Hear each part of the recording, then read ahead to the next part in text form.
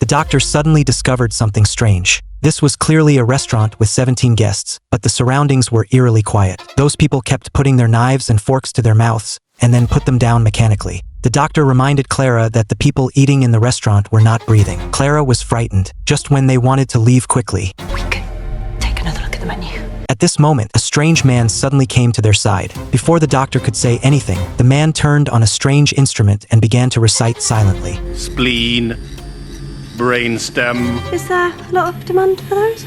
I don't think that's what's on the menu. Then the doctor found that the man's face seemed to be a little bit wrong. He suddenly tore it apart, and under the man's face was a mechanical face. At this moment, the doctor and Clara were suddenly trapped. The seat began to drop continuously, and there seemed to be more robots below. According to the doctor's observation, this should be a spaceship, and these robots seemed to be dormant. Suddenly, the doctor noticed the robot in the middle, and it seemed that he was the leader here. The doctor suddenly found that the two palms of this person were obviously different. He seemed to be collecting human flesh and then slowly transforming himself into a human. However, the flesh would always decay, so he needed to constantly collect flesh and renew himself. At this moment, the robot suddenly moved, and the doctor and Clara were immediately startled. The doctor said that he seemed to be waking up and maybe they should leave, but just as he was leaving, the doctor seemed to remember something. He seemed to have seen this situation before, but because of the regeneration just now, his memory is still very confused. At the same time, the robot was slowly waking up. Clara hurriedly pushed the doctor away. Just as Clara was about to leave, the door suddenly fell. There's no point in them catching us both.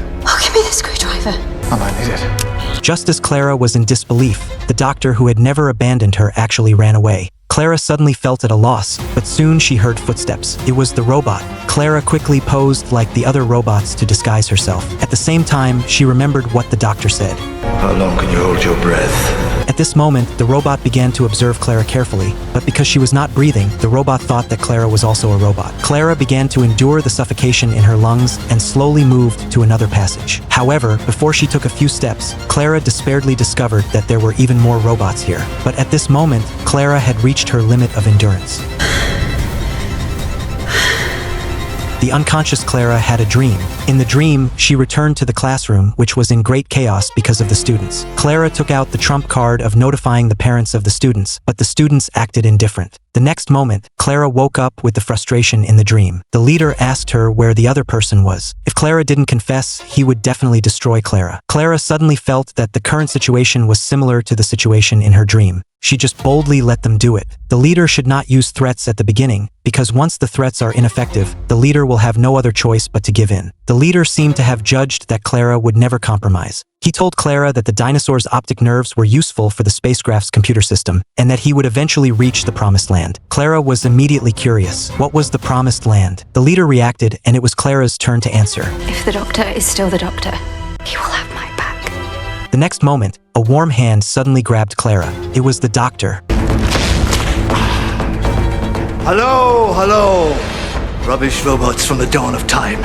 The doctor directly inserted the sonic screwdriver into the power source of the spaceship. He told the leader that he could blow up his spaceship at any time, but the surrounding robots were suddenly activated by the leader. The doctor reminded him that his days of lurking in the human world were over, and what was the point of fighting now? But the leader told the doctor that everything was to find the promised land. Suddenly, the leader slapped the doctor to the ground, and then he took the elevator to leave, but he did not notice the doctor under the elevator. Just as the leader was about to launch the escape pod, he suddenly noticed the doctor's movements, but the leader did not react and continued to launch the spacecraft. The doctor knew that the leader had traveled from the 51st century and his spaceship crashed in the past. If they could repair it, they would have done it long ago, but the leader told the doctor that the escape pod of the spaceship was still working. The doctor finally remembered that this was the sister ship of the Madame Pompadour. They encountered the same situation but traveled to different times, but took the same method to repair the spaceship. The leader began to ask the doctor how he was going to kill him. The leader is not human, but the doctor told him that he is not human either. After hearing this, the leader can finally sit down and have a good chat with the doctor.